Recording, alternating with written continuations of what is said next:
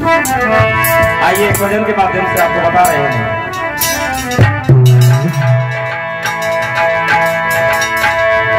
हरे मैया रही मंदिर में नाचे पुजारी पड़ गए चक्कर में।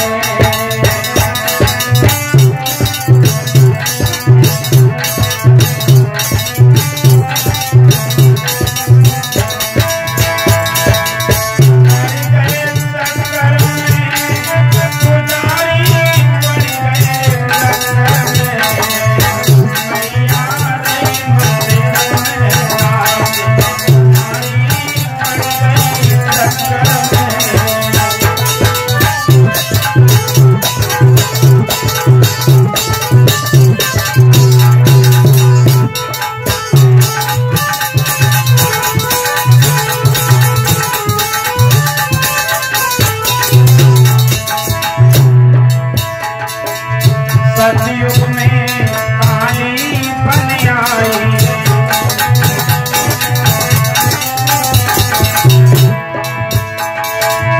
सतयुग में काली बन आई।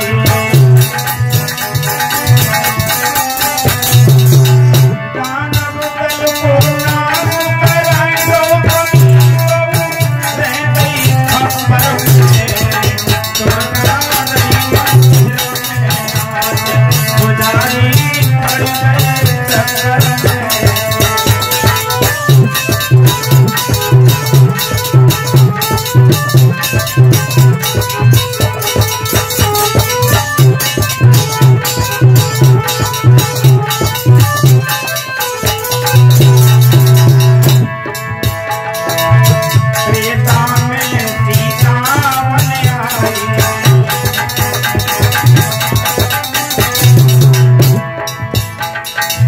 जिसमें भगवान श्री राम ने कहा था, सुनो प्रियाव्रत रुचिर सुशीला, मैं कुछ करो ललित नरलीला। अब मैं नरलीला करने जा रहा हूँ सीता, इसलिए जब लग करो निशाचर नासा, तब लग करो अगिन में बासा। राम जी के कहने पर आज शक्ति सीता ने अग्नि में प्रवेश किया और इस ब्रह्म हत्या ने सीता का रूप धारण किया। सीता बन आई,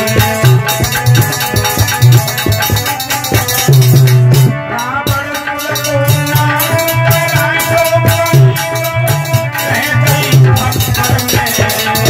मैया मंदिर में नाचे जानी पड़ गई चक्कर में।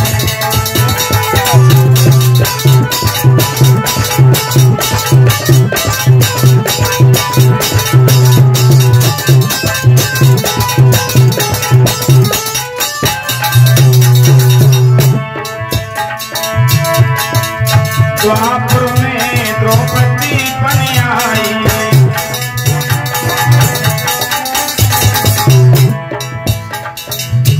एक दिन द्रौपदी भगवान कृष्ण से कह रही थी, केशव बहुत जल्दी महाभारत का युद्ध होने वाला है, क्योंकि मैंने महाभारत के युद्ध की भूमिका बना करके तैयार कर ली थी और उसमें भी यादा खप्पर भीम बनने वाला था।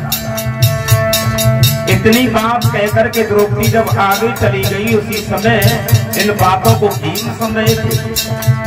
भीम ने पूछा, केशव ये द्रौपदी क्या कह रही थी, महाभारत का युद्ध होगा? लेकिन इस द्रौपदी को कैसे मालूम है कि महाभारत का युद्ध होगा?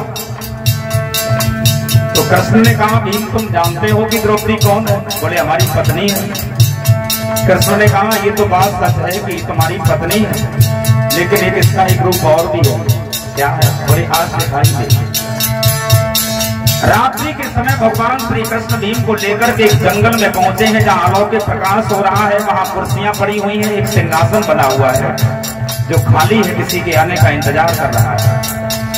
भगवान श्री कृष्ण और भीम वटवृक्ष पर बैठे हुए चुपचाप ये खेल देख रहे हैं और तब तक यही द्रौपदी सिंह पर सवार होकर के पहुंच गई उस सभा में। उस सिंहासन पर विराजमान होकर के देवताओं को संबोधित करती हुई है, देवताओं चिंता मत करना, बहुत जल्दी भूमि का भार हरण होने वाला है, क्योंकि महाभारत का युद्ध होने वाला है और उसमें भी यादा खप्पर भीम भरने वाला है। जब संबोधित करके चली है तो भीम ने रास्ता रोक लिया, खड़ी हो जाओ द्रौपदी।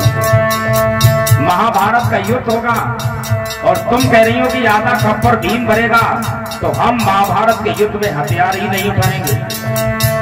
द्रौपदी कहने लगी भीम तुम्हें युद्ध तो करना होगा, अगर तुम युद्ध नहीं करोगे तो हमारा खप्पर खाली रह जाएगा।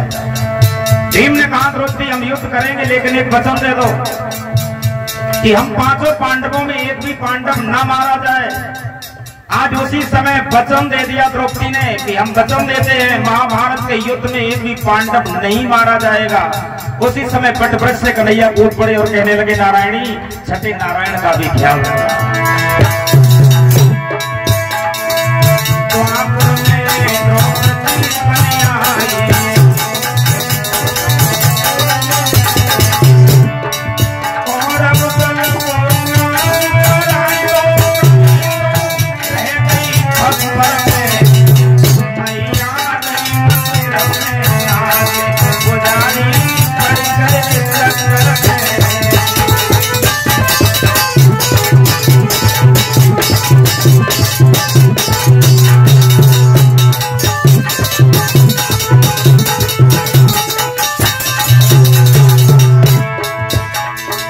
कलयुग में बेला बन आई,